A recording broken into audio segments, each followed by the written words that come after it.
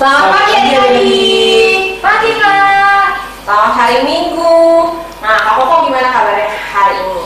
Kabarnya hari ini luar biasa. Nah, Kak Koko sehat luar biasa. Gimana adik-adik semua kabarnya? Masih sehat semua ya? Semoga walaupun kita hari ini masih kembali lagi beribadah di rumah aja, tapi kita tetap mau bersuka cita. Kita mau tetap memuji nama Tuhan dengan sikap yang baik. Kita mau tetap beribadah dengan sikap yang baik walaupun di rumah aja. Tapi kita juga mau beribadah bersama-sama dengan baik. Yuk kita mulai ibadah sekolah minggu kita. Kita bangkit berdiri, kita nyanyikan lagu Hari Minggu, Hari Tuhan. Hari Minggu, hari Tuhan, hari segalanya kepadanya, bawa juga kawan-kawanmu, pada bersama puji namanya.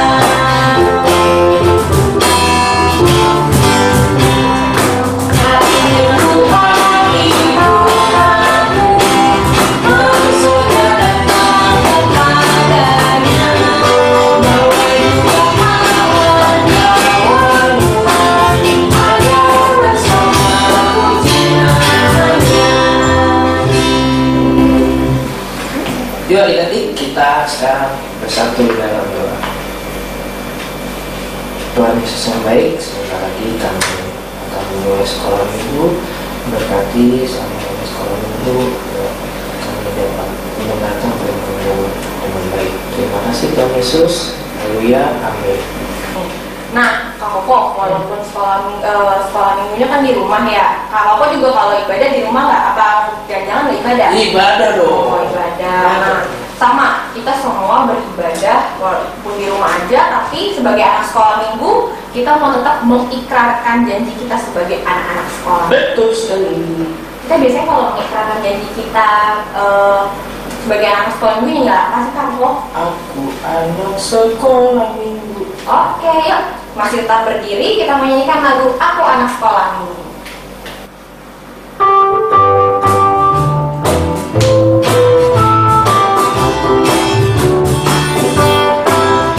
Aku anak sekolah minggu, mau mengikut Yesus. Dia juru selamatku, Dia penyambutku. Bernyanyi tetap dari bumi dan bersaksi memberikan firman-Nya terus. Katakan wahyu bersamakan kebenarannya. Nah, walaupun setiap minggu kita nyanyiin lagu Aku Anak Sekolah Minggu, isinya itu ada janji kita sebagai anak sekolah minggu yang selalu mau menyatakan karya, perbuatan kita itu selalu menyatakan Tuhan. Tapi seringkali kita kadang-kadang berbuat tidak taat kepada Tuhan. Seringkali kita masih bertengkar, apalagi di rumah nih. Pasti Berantem sama kakaknya, sama adeknya. sama adik kakaknya, atau karena kebanyakan di rumah akhirnya jadi nggak senang sama kakak atau adiknya misalnya. Nah, banyak sekali perbuatan-perbuatan yang mungkin membuat kita semakin tidak layak di hadapan Tuhan. Tapi kita minta ampun sama Tuhan, karena Tuhan sangat baik pada kita. Tuhan mau menebus segala dosa-dosa kita. Kita akan mengakui dosa kita di hadapan Tuhan. Tapi sebelum kita berdoa, mari kita nyanyikan lagu Meski Tak Layak Hidup. Meski tak layak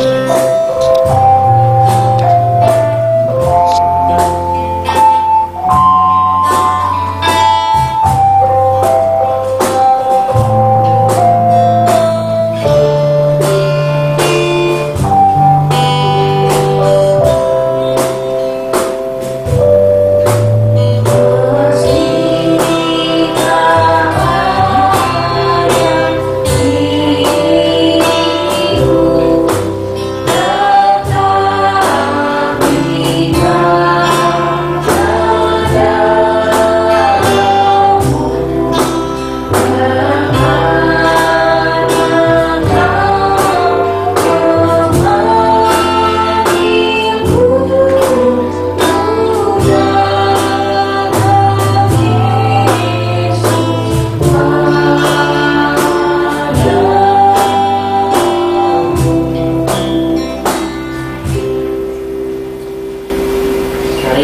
satu-satu dengan doa. Yesus, kami tahu mungkin dalam sebulan ini kami telah melakukan kesalahan baik sengaja maupun tidak sengaja yang itu tidak berkenan. Tuhan, kami setiap saat ini mengajari kami untuk selalu melihat benar dan cari di hadapan tersebut. Terima kasih Tuhan Yesus. Haleluya. Amin. Nah, adik-adik, sebentar lagi kita mau mendengarkan firman Tuhan. Kalau minggu-minggu lalu kita sudah dengar kelahirannya Isa.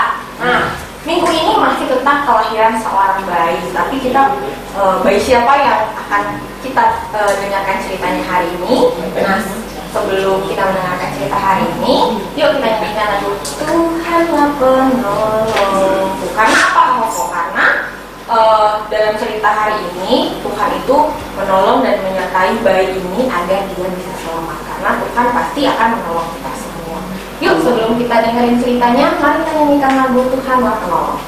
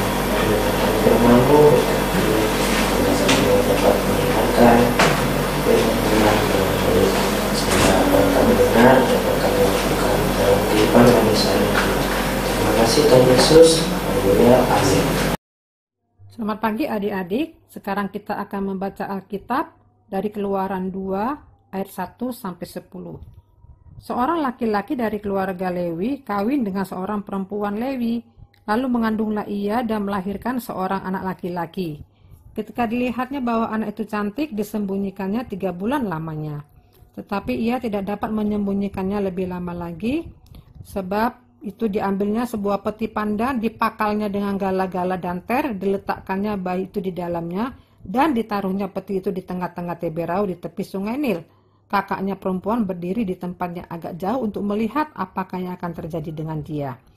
Maka datanglah putri Fir'aun untuk mandi di sungai Nil, sedang dayang-dayangnya berjalan-jalan di tepi sungai Nil. Lalu terlihatlah olehnya peti yang di tengah-tengah Teberau itu, maka disuruhnya hambanya perempuan itu untuk mengambilnya. Ketika dibukanya, dilihatnya bayi itu, dan tampaklah anak itu menangis, sehingga belas kasihanlah ia kepadanya dan berkata, tentulah ini bayi orang Yahudi. Lalu bertanyalah kakak anak itu kepada putri Fir'aun, akan kupanggilkah bagi tuan putri seorang inang penyusu dari perempuan Ibrani, untuk menyusukan bayi itu bagi tuan putri? Sahut putri Fir'aun kepadanya, baiklah. Lalu pergilah gadis itu memanggil ibu bayi itu. Maka berkatalah putri Fir'aun kepada ibu itu, bawalah bayi ini dan susukanlah dia bagiku, maka aku akan memberi upah kepadamu. Kemudian perempuan itu mengambil bayi itu dan menyusuinya. Ketika anak itu telah besar, dibawanyalah kepada putri Fir'aun yang mengangkatnya menjadi anaknya dan menamainya Musa, sebab katanya, karena aku telah menariknya dari air. Masih ingatkah kamu tentang Yusuf yang dijual oleh saudara-saudaranya ke Mesir? Saudara-saudaranya iri hati kepada Yusuf karena Yusuf diberikan jubah yang indah oleh ayahnya. Tetapi kehidupan Yusuf di Mesir tidak lagi sebagai budak, tetapi dia menjadi penguasa di Mesir. Fir'aun mengangkatnya menjadi penguasa di Mesir dan memberi dia nama Jafnat Pa'aneah. Ketika dia berumur 110 tahun, ia meninggal dunia. Dan pemerintahan Mesir digantikan oleh seorang raja baru. Inilah permulaan penderitaan bagi bangsa Israel. Penderitaan bangsa Israel dimulai karena raja baru ini tidak menyukai jika jumlah bangsa Israel itu melebihi orang Mesir itu sendiri. Bagi raja baru ini, hal ini sangat membahayakan.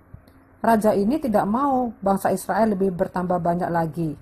Dan raja khawatir dan takut jika ada peperangan, jangan-jangan bangsa Israel yang banyak jumlahnya ini tidak membela dia, tetapi membela musuh. Lalu, ada 3 keputusan penting yang dibuat oleh raja itu, supaya bangsa Israel tidak bertambah banyak. Yang pertama, kerja paksa bagi bangsa Israel. Mereka harus mendirikan kota perbekalan dari Pitom dan Ramses. Lalu dengan kejam orang Mesir memaksa orang Israel bekerja. Dipaksakan orang Mesir kepada mereka itu dari membuat batu bata dan berbagai-bagai pekerjaan di padang. Mereka diperlakukan dengan kejam oleh orang Mesir. Yang kedua, bidan-bidan yang membantu ibu-ibu Ibrani harus membunuh bayi laki-laki yang dilahirkan. Tetapi bidan-bidan itu takut akan Allah dan tidak melakukan seperti yang dikatakan Raja Mesir kepada mereka dan membiarkan bayi-bayi itu hidup. Yang ketiga, Fir'aun memberi perintah kepada seluruh rakyatnya, lemparkanlah segala anak laki-laki yang lahir bagi orang Ibrani ke dalam sungai Nil, tetapi segala anak perempuan biarkan hidup. Tidak ada pengecualian. Setiap keluarga yang mempunyai bayi laki-laki harus menuruti dan menjalankan perintah raja itu, termasuk keluarga Amram dan Yokebed, keluarga dari keturunan Lewi, berarti mereka termasuk dalam umat Tuhan. Mereka mempunyai bayi, tetapi makin lama mereka tidak dapat menyembunyikan bayi itu, apalagi setelah berusia 3 bulan. Lalu, apa yang mereka lakukan? Mereka tidak diam. Mereka tidak putus asa. Tetapi, seperti apa yang tertulis dalam Ibrani 11 ayat 23. Karena iman, maka Musa setelah ia lahir disembunyikan selama 3 bulan oleh orang tuanya, karena mereka lihat bahwa anak itu elok rupanya dan mereka tidak takut akan perintah raja. Oleh karena itu, mereka berencana untuk menyelamatkan bayi Musa. Mereka memikirkan apa yang harus dilakukan selanjutnya.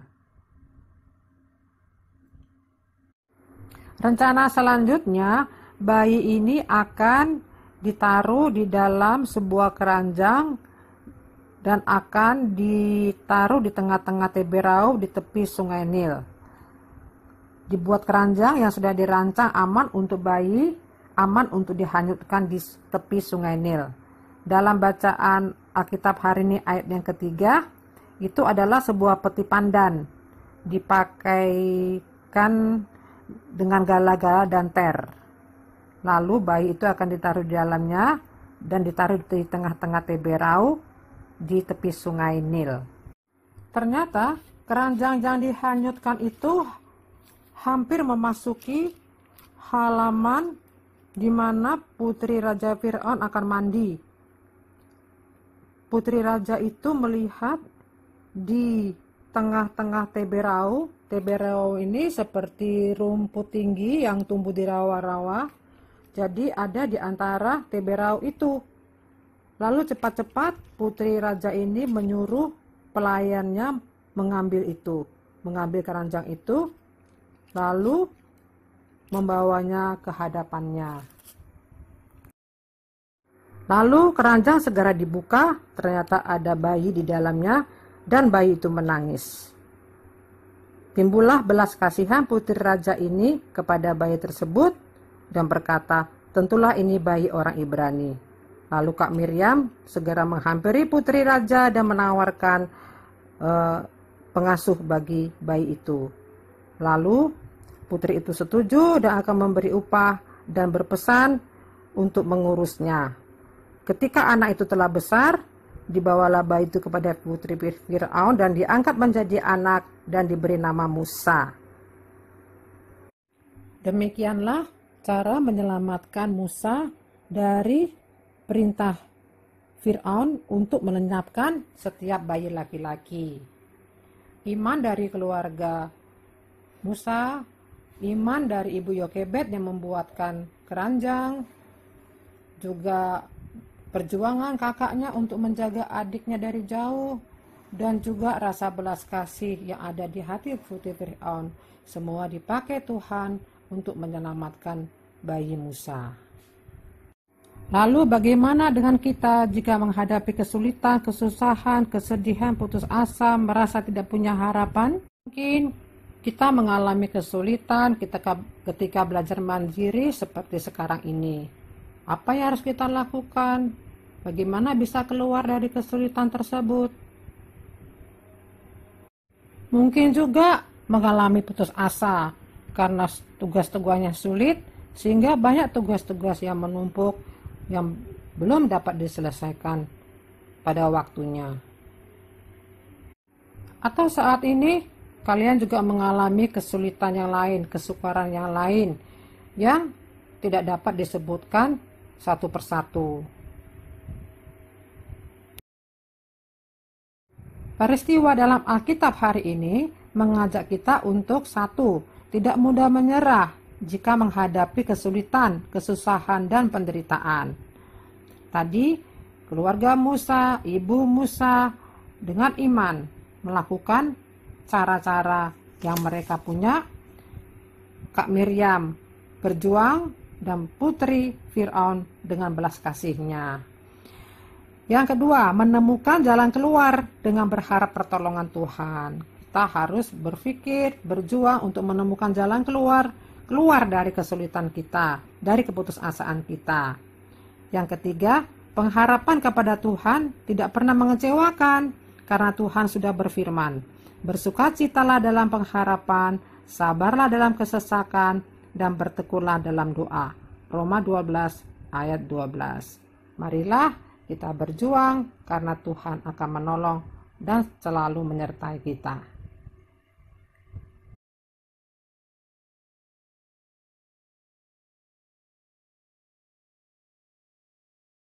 Nah, kita sudah mendengarkan firman Tuhan hari ini. Nah, kita belajar bahwa Tuhan itu akan selalu menyertai kita. Apapun masalahnya, apapun yang terjadi, kita harus ingat bahwa Tuhan itu pasti akan menyertai kita. Tuhan itu akan menolong kita. Jadi kita nggak perlu. Mungkin kita kadang takut, kadang kita khawatir, tapi harus satu yang harus kita ingat bahwa Tuhan akan selalu menyertai dan menolong kita. Nah, sebagai respon kita atas firman kita hari ini, karena Tuhan selalu menolong kita mau memberikan yang terbaik dari hidup kita mau memberikan persembahan kita. Nah, adik-adik persembahannya boleh, karena kita belum datang ke gereja, boleh adik-adik kumpulkan dulu di rumah. Nanti kalau misalnya kita sudah bisa kembali lagi beribadah bersama-sama di sekolah minggu di gereja, kita bisa kumpulkan bersama-sama. Yuk, sambil kita mengumpulkan persembahan, mari kita nyanyikan lagu Terima Kasih Seribu.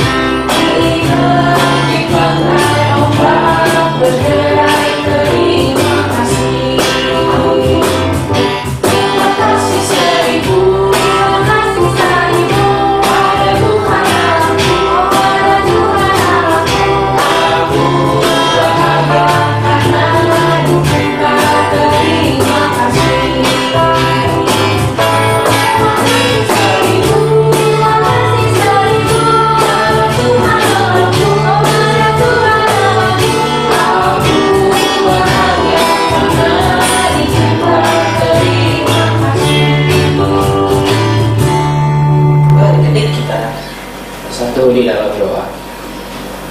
Tuhan Yesus, kami sudah mengumpulkan sebagian daripada berkat yang Tuhan berikan pada kami setiap harinya. Tuhan berkatilah persembahan ini agar berguna bagi nama saja. Terima kasih Tuhan Yesus. Haleluya. Amin. Nah, Kak, kita mau nyanyi sekali lagi nih, Kak, yang lagu tema kita untuk mendengarkan cerita tadi. Apa ya, Kak ya? Tuhanlah penolong. Oke. Yuk kita nyanyikan bersama-sama lagi. Tuhanlah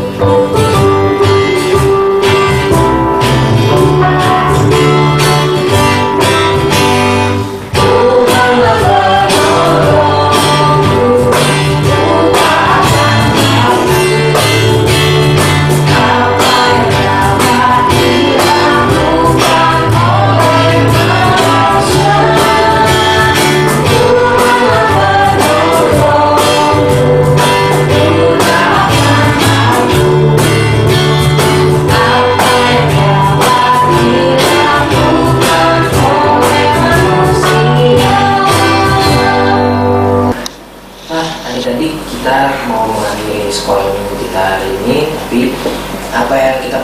ini adalah kita harus selalu ingat bahwa Tuhan selalu menolong dan menyertai kita.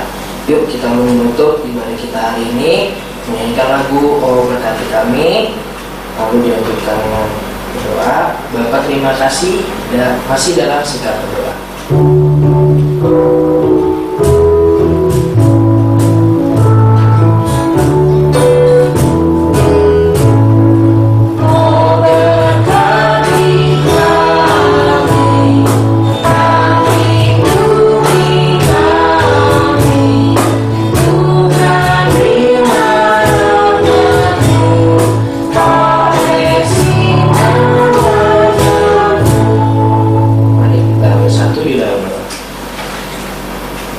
Yesus, terima kasih Tuhan, kami sudah mendengarkan firman-Mu pagi hari ini. Tuhan, hari ini juga kami belajar bahwa kami akan selalu mengingatkan Engkau karena Engkau selalu menyertai dan membimbing kami setiap waktu. Tuhan, ibadah kami akan selesai. Terima kasih Tuhan Yesus. Haleluya. Amin.